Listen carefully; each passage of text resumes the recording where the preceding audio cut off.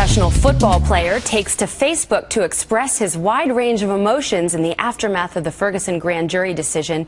New Orleans Saints NFL player Benjamin Watson writes, "I'm embarrassed because the looting, violent protests, and law-breaking only confirm and in the minds of many validate the stereotypes and thus the inferior treatment.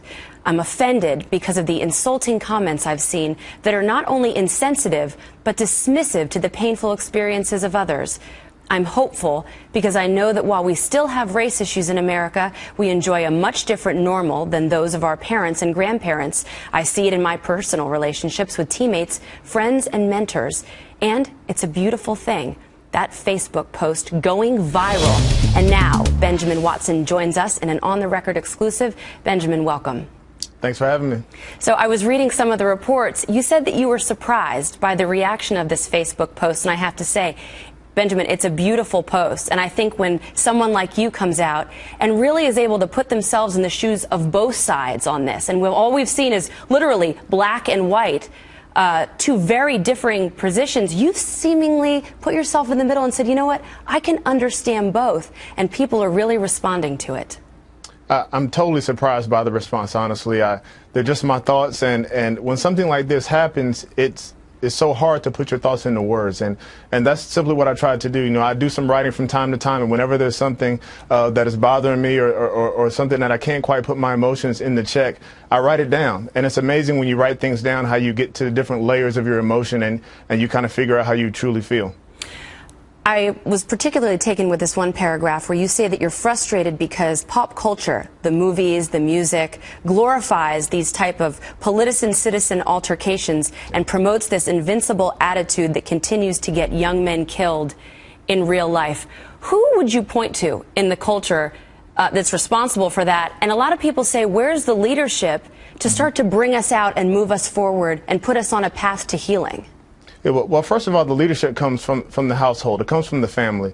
And, you know, as a parent of 4 kids, my kids need to look to me for that leadership. And it's my job as a parent to tell them what's real and what's not real, and to grow them up, to be respectful, to do things the right way so that we can avoid some of these things that happen. And I wouldn't point my finger to any one individual, but as a culture in general, we do glorify violence. Whether you're looking at Hollywood, whether you're looking at music, whether you're looking at pop culture, like I said, we as a culture glorify violence. And sometimes, you know, that violence happens in real life, and guess what? There's no repeat. When that happens in real life, there's no repeat. And so I think it's incumbent upon parents, families, to teach children the difference between, and to teach children that, you know, while this may be cool on TV, it's not cool in real life. You know, Benjamin, you make such a great point, because I think the family structure in general among whites, blacks, Hispanics is really in crisis in this country. And I think people are really encouraged to see someone like you in the public eye coming forward, offering such inspiring words. Going forward, how do you think that we start to begin to heal from Ferguson? Well, I think the number one thing is just to acknowledge your feelings. You know, initially I was angry as a black man, knowing the history of this country, knowing the things that we've gone through. I was angry, and I think that's a correct response. Past that, you understand that, hey, I don't know everything that happened. I wasn't there. There may be things that I don't know. Past that, I'm embarrassed at certain things about how some people reacted to the decision not to prosecute. I mean, there's so many different layers, but ultimately, I said in the end of my post, I said that I really believe that this is a sin problem, that we all have the propensity to be prideful. We have the propensity to be racist. We all have the propensity to point fingers at people, to lie, to cheat, to do all those things. And so until we are able to deal with that sin through the blood of Christ, I don't think there's any moving forward, because education isn't always the answer. Benjamin, what about the controversial figures that seem to inject themselves in these issues, the Al Sharptons, the Jesse Jacksons? Do you think that they hurt, or do you think that they help? You know, that's a great question, and I can't say whether they help or hurt. I do know that those men have done tremendous things for the black community, and I do know that at the same time, how things are portrayed on television, how things are portrayed on radio, they incite people. And so Those individuals, I know they mean well. I don't know them personally, so I can't say if they help or hurt, but I do trust that they have everyone's best interest at heart, not just white, but black also, and race relations in general, I think, are better. You know, like I said in my post, we are in a better spot, I believe, than where we were 10 years ago, 5 years ago, 50 years ago. There's a long way to go, but my true belief is that education, exposure is not the real answer. The real answer is dealing with the heart problem, and the heart problem of man is our sinful nature. Mm-hmm.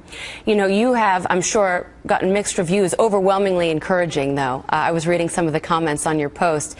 Hip-hop artist Pharrell came out. He also took a pretty moderated view on this, and he said we need to have a discussion. He also expressed anger in the original decision. But he also said, why are people like Michael Brown acting like a bully?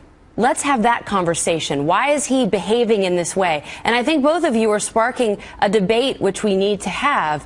Have you gotten some flack for your Facebook post? You know, of course. And it's great to have flack, honestly, because people are expressing their feelings. Whether they agree with me or not, I think it's important to have the conversation, like Pharrell said. And if a guy's being a bully when he's trying when a cop is simply telling him to do something, or if a cop comes and the cop is being the bully, as we know, people don't react well when they are tried in that way. And so the conversation is the start. You know, we can sit down and be honest and say, you know, as a black man, I feel this. As a white American, I feel this. I think that's a great place to start. And that's when we can really have true change, when we're able to sit down and not be offended by one another, but simply say, you know what, because of my life experiences, because of what's been told to me, because of what's happened to me, I feel this way. I understand that you feel differently, and I'm not going to condemn you for how you feel. Let's talk about it, and let's try to move forward. That's right. I think everyone's feelings are validated, and it's important to listen to everybody. And you know what, Benjamin? I think you could be one of those leaders. I think you are. When I asked who are the leaders to heal us, I think you're doing just that. So thank you so much for your time. Thank you. Thanks for having me.